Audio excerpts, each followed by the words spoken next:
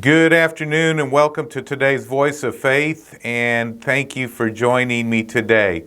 I hope you guys are ready for a great week. Couple of things. First of all, I'm going to be talking about the Spirit of God, being led by the Spirit. I think more than any time ever in history, we need to know how it is and what it looks like to be led by the Spirit of God.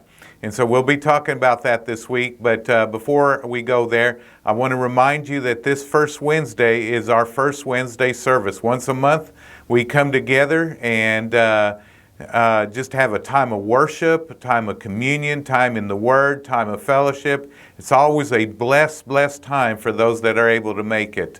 And I hope you can make it this coming Wednesday. It starts at 6:30.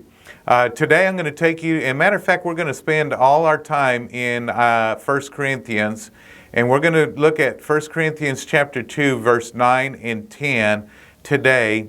And it says, "But as it was written, eye is not seen, nor ear heard, nor entered into the heart of man the things which God prepared for those that love Him. But God revealed them to us through His Spirit. For the Spirit searches all things, yes, all the deep things of God." Now, there's a thought that I want to just share with you today and download. Many people, when they're looking for the leading of God, they're looking with their eyes. The Bible says that eye has not seen, ear has not heard, nor entered in the heart of man the things that God has prepared for those that love Him. But guess how it's revealed to us? By His Spirit. The Spirit of God reveals things to us. I remember when we were looking for a place to plant the church, we went to several states.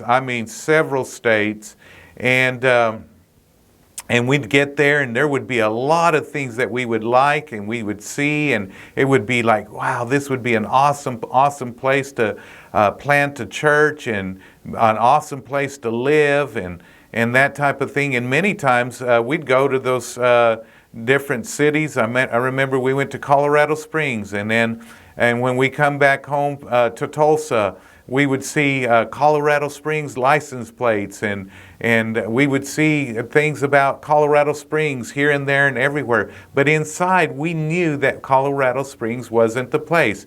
Many people get tripped up because they become aware of something consciously, and it's just like when you buy a car. If you buy a car, then all of a sudden, a car like yours, you begin to see it all around town. Why? It's because you become conscious of it. There's like a built-in filter inside of you that blocks out anything until it becomes an interest to you.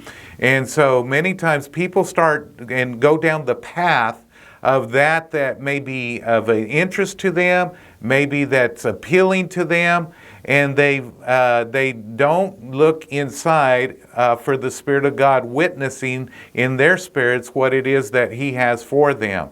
And so that's what I just want to drop into your heart today as we lead off into this week, is that God leads by His Spirit, not by the things that you see or the things that you hear, or the things that you like or don't like, that type of thing. You need to look inside, and I'm going to tell you, if you'll look inside, you'll be led by the Spirit of God. And when I say inside, I'm talking about in your spirit, man, and God will lead you correctly. I love you. It's going to be a great week together, and don't forget, if you work the Word will work.